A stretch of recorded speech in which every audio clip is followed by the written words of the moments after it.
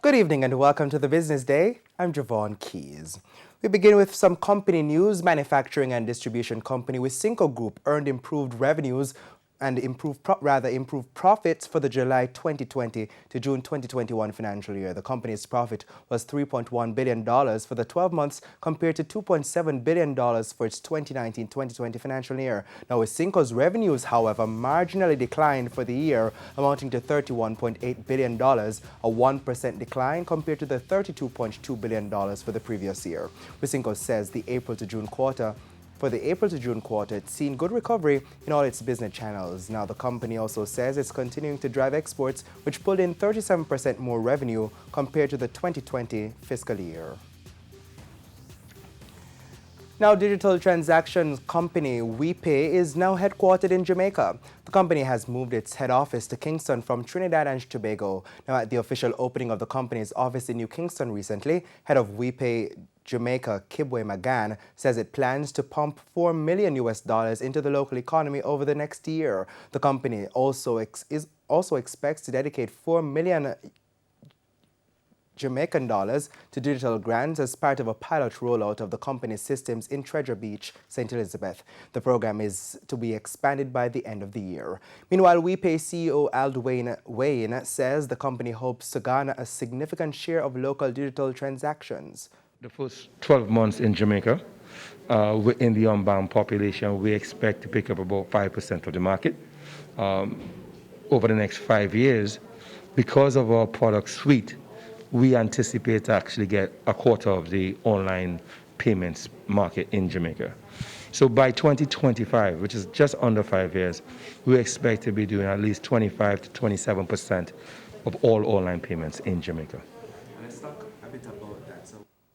Now, WePay, which began 3 years ago, has processed an estimated $210 million in transactions per year. Meanwhile, Mr. Wayne says it's also eyeing the rollout of a digital currency. Recoin is a couple of years down the road. How far? So, in a jurisdiction that is not Jamaican, we do have the legislation passed that allows us to issue a digital currency. And we'll start there first, and once legislation and regulations in different jurisdictions in the Caribbean allows for it, we will expand into those regions. Now, so far in the region, Grenada has passed legislation for cryptocurrency.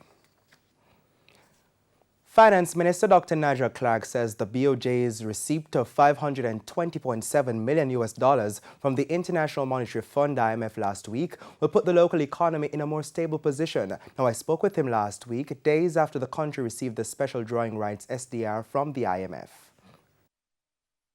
And that has increased our gross foreign exchange reserves, which now stand at a record high of approximately $4.8 billion and our net international reserves at a record high of $3.8 billion. Having a very healthy balance of gross and a historically high balance of gross foreign exchange reserves means that foreign suppliers are more likely to extend credit to Jamaicans to import critical items that we need. And that's especially important at a time of crisis such as now. It means that investors who are likely to pump money into projects in Jamaica will be more keen to do so, as their investments will be seen as financially safer than it would otherwise be.